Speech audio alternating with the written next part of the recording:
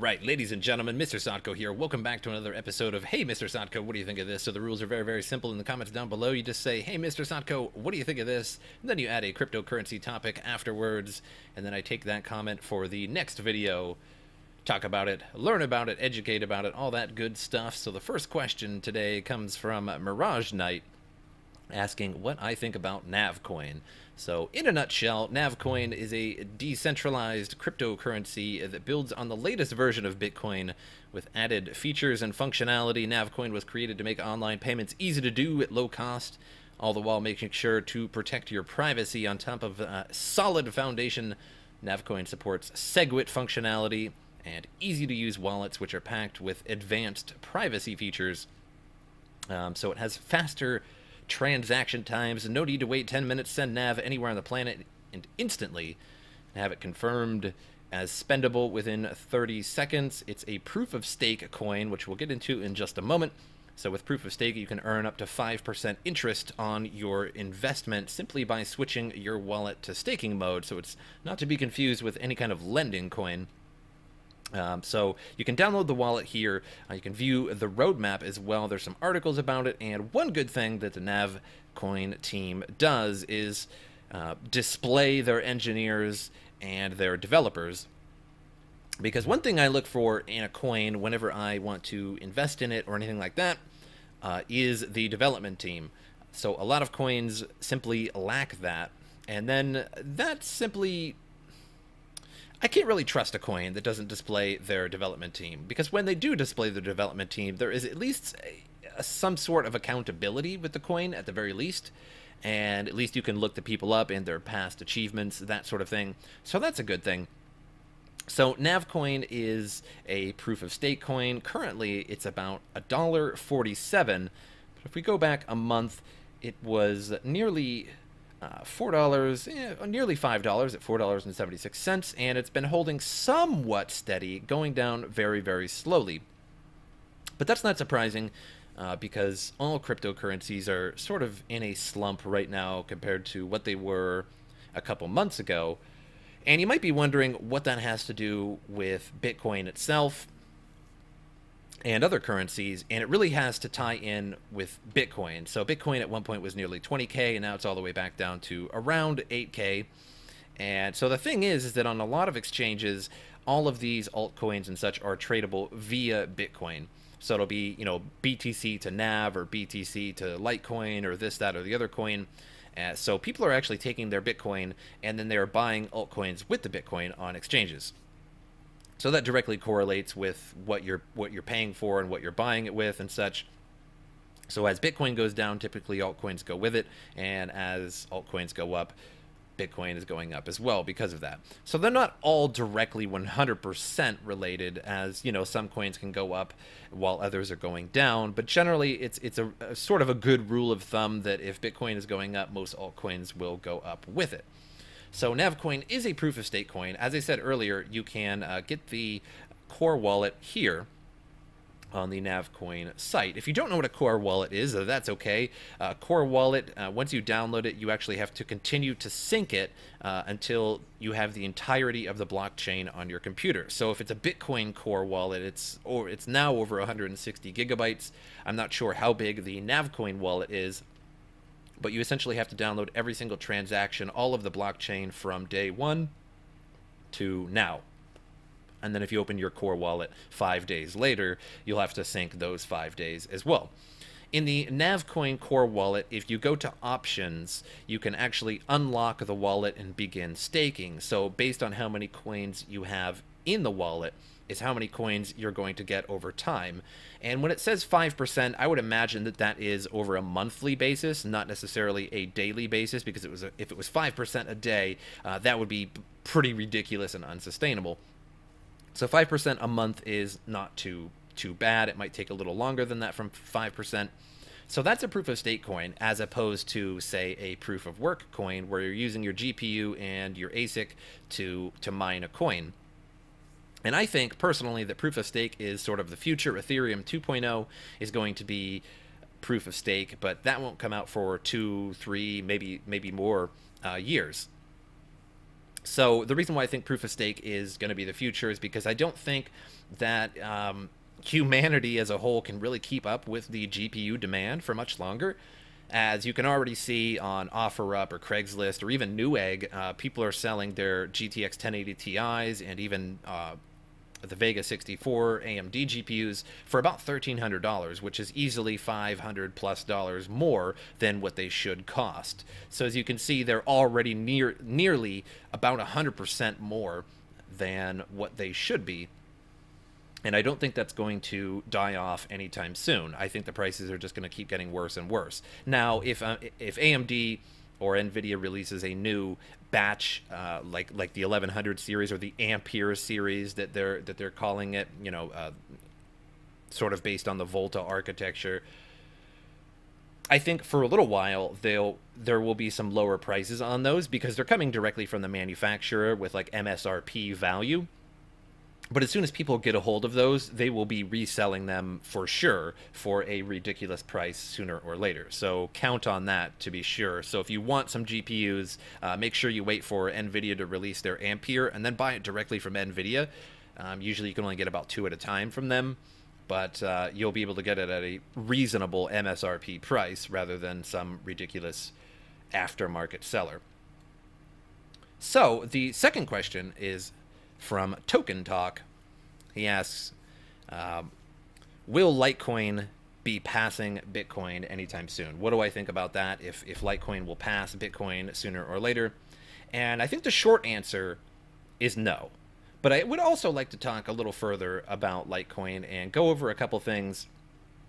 So here we can see the coin market cap. Bitcoin is at about $136 billion, whereas Litecoin is only about $8 billion. So as you can see, it does have quite a bit of competition ahead of it. It has Cardano, Bitcoin Cash, Ripple, Ethereum, then Bitcoin. I think Ethereum will actually overtake Bitcoin at some point in the future. That's just me. And the reason why is because I feel that Ethereum is actually much more useful, because Ethereum is used to make smart contracts and applications that use the blockchain that can sort of scramble information and then later use it with a program. And that's a lot more to say than Bitcoin can do, because Bitcoin is a great currency, but it doesn't have much features other than that. So I think that's where Ethereum has Bitcoin beaten. And as you can see, it is closing in on Bitcoin slowly but surely. And sooner or later, it may overtake it. And I wouldn't be surprised if it does. Is it going to do it anytime soon? I kind of doubt it. Maybe by the end of the year, maybe in a year or two, maybe when Ethereum 2.0 comes out. I'm not sure yet, but I wouldn't be surprised if it did. So what is Litecoin, first of all? Litecoin was created by Charlie Lee. You can go to his Twitter. He's always tweeting. Seems like a pretty cool guy. He's usually pretty honest about what's going on and so forth. And he's pretty proactive in terms of adding additional features for Litecoin. Excuse me. But so Litecoin is basically stripped from Bitcoin. It truly is Bitcoin Lite. He took the code from Bitcoin and increased the coin supply cap to 84 million as opposed to 21 million max for Bitcoin. As you can see, it's only 16 and 55 right now, but the maximum supply of Litecoin will be 84 million. Bitcoin is 21 million. So that's one change he made. Another change he made was that the target block time was decreased from approximately 10 minutes of Bitcoin, and I can't remember the exact block time minute for Litecoin. It's like every 3 or 4 minutes, as opposed to Bitcoin's 10. So the coins are found much more frequently. And because it's such a smaller, lighter coin, the way it was developed, it transfers across the network much easier and has much lower fees for doing that as well. So I prefer Litecoin as a currency over Bitcoin, but I do respect Bitcoin's ability to go up much higher than Litecoin and be a great store of value. One other thing I would like to talk about with Litecoin is that eventually we may see a on-chain atomic swap of Monero and Litecoin. In a nutshell, that means that eventually, if this was to be implemented, and what way you would exactly go about doing this is, of course, up to the imagination as of yet because it has not been implemented, but at some point you would be able to transfer your Monero into Litecoin instantly and have no fees for doing that. So you could turn your Monero into a Litecoin or your Litecoin into Monero. So if you were looking to buy something or use a transaction that required Litecoin and you only had Monero, you could switch to Litecoin and then buy or sell or whatever, and then switch it back later on, which is a very interesting feature. So I believe this is the creator of Monero, and this is Charlie Lee, so I know that that is indeed the creator of Litecoin. So his reaction to the tweet, although Fluffy Pony was kidding here, I think it would be good for Litecoin and Monero, two of the top non-scam coins, to work together. A while back, I proposed to him that we work on making it easy for people to do on-chain atomic swaps of Litecoin and Monero in a decentralized way. So this isn't set in stone, but it would be a really interesting feature, because if you own Litecoin, in that case, you would essentially own Monero. And if you own Monero, you essentially own Litecoin. So I think that's a really good thing for both people, for both worlds. And so that's pretty cool. Will that make it so that Bitcoin or Litecoin surpasses Bitcoin? No. So, you know, like I said, my short answer is no, but I do want to talk about Litecoin a little bit more. So here's something that is interesting. If you guys haven't heard about this, there is a fork upcoming of Litecoin, and it will be called Litecoin Cash. Now, this is a little bit controversial because Charlie Lee, the person I just showed you, tweeted that it is a scam coin and it is not under his direction in any way.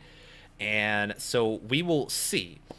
So what is a fork? First of all, if you fork a coin, you turn it into a different coin, but it keeps the same coin. So when Bitcoin forked to, let's say, Bitcoin Gold, if you were holding Bitcoin, you would get an equal amount of Bitcoin Gold. When it forked to Bitcoin Cash, if you had it in the right place on the right exchange or right wallet, you would also receive an equal amount of Bitcoin Cash. Now, as we all know, Bitcoin still exists, and these new coins exist simultaneously. So they just basically fork right off the chain, and you get both. So theoretically, when Litecoin Cash comes out, and I believe it's February 18th, yeah, indeed, February 18th, it will schedule that. So the Litecoin community is buzzing about upcoming Litecoin hard fork that will produce a new digital asset, Litecoin Cash. According to the announcement on the Bitcoin Talk forum on February 3rd, Litecoin developers team is preparing a fork that will take place on Sunday. So I'm not sure if that is correct, the Litecoin developers team, because the developer team is essentially Charlie Lee, and I'm sure he has some other people working around with him as well. And he said that it was nothing to do with him and that it is a scam coin. Anyone holding Litecoin will get 10 times the amount of Litecoin Cash. So what they're going to do with Litecoin Cash is currently there is only going to be 84 million Litecoin, as I said earlier. So 10 times that amount would be 840 million Litecoin Cash. So either way, inherently, Litecoin Cash will be worth less than Litecoin itself. Maybe not exactly 10 times less, but somewhere in that ballpark, maybe 10 times less than what Litecoin is worth now.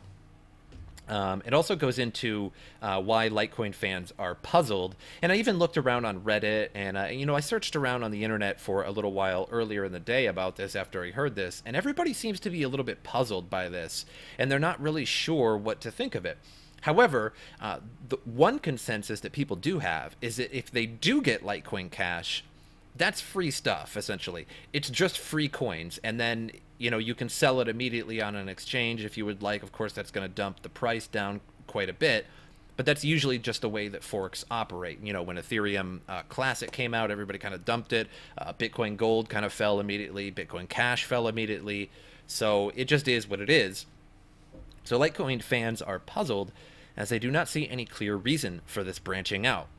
As Charlie Lee always says that he will never intentionally fork Litecoin himself. Unlike Bitcoin, it has never experienced issues with transaction times or high fees. So why this fork is needed, nobody really knows.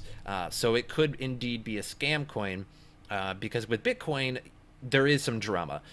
When Bitcoin's memory pool gets filled up, the transaction fees are pretty outrageous, and so that's why Bitcoin Cash came along, and that's why Bitcoin Gold came along. I believe Bitcoin Gold has like a 4 or an 8 megabyte block can't remember exactly. You can put that in the comments if you guys know for sure. So Bitcoin Gold has a bigger block than Bitcoin Core does, making it a little easier for transaction times and fees, but nobody really uses Bitcoin Gold anyway. So that's why there are forks of Bitcoin. One, everybody wants a little piece of the pie, and two, it does need some work. And, you know, we can talk about that a little bit. You know, the developers of Bitcoin, they can't really force anybody to do anything. So they can implement things, and it's up to us, the people, to get on those implementations, like Coinbase's slow acceptance of SegWit. So while the fork does not solve any practical problems encountered by cryptocurrency users, it will be convenient for legacy Bitcoin SHA-256 mining hardware users. So Litecoin currently uses the algorithm script to mine the coins, and you pretty much have to have an ASIC, so like the Antminer L3, to mine Bitcoin, or Litecoin, excuse me. Because if you try to mine Litecoin with script with your computer, with your GPU, you'll find that it is basically not worth your time at all. You won't make much of anything, maybe under $1 a day, depending on how much GPUs you have. It's not really going to go anywhere at all. So, which is a strange thing, because SHA-256 is the exact same way. SHA-256, if you attempt to mine Bitcoin with your GPUs, you're going to find that it is totally a waste of your time, because you need an ASIC miner to do it, the power of an ASIC miner. And which is still yet strange, because even ASIC miners for SHA-256 are really falling out of favor. Even the Antminer S9 at 14 or 14.5 terahash only mines at currently somewhere between $10 and $20 a day.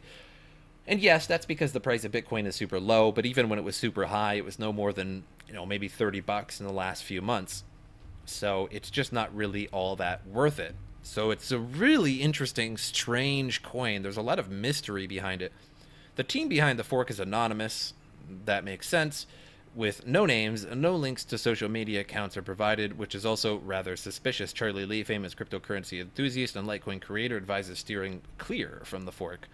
Since on the topic of scams, any fork of Litecoin calling itself Litecoin something other is a scam, in my opinion. Litecoin Cash, Litecoin Plus, Litecoin, all scams trying to confuse users into thinking they are Litecoin. So, if you do have Litecoin, and you happen to come across an article or something like that saying, hey, if you put your Litecoin in this wallet, you will be granted equal amounts of Litecoin Cash when it comes out, I would seriously avoid that. Do not touch that with a 20-foot pole. If you have your coin on Kraken, even Coinbase, I suppose, which I really doubt will happen, you know, Kraken or Bittrex or one of these exchanges, and eventually that exchange actually does support Litecoin Cash, then you will get your forked coins and everything will be hunky-dory, and you can sell them and make some money with it, or hodl them if you would like. But I feel that this is a kind of a scam coin, and I would not be surprised if the next few days or week or so that there are websites or people popping up telling you to put your Litecoin in this address to whatever that may be, this address to receive your Litecoin Cash. If you do that, you will likely lose your Litecoin and you will never get it back.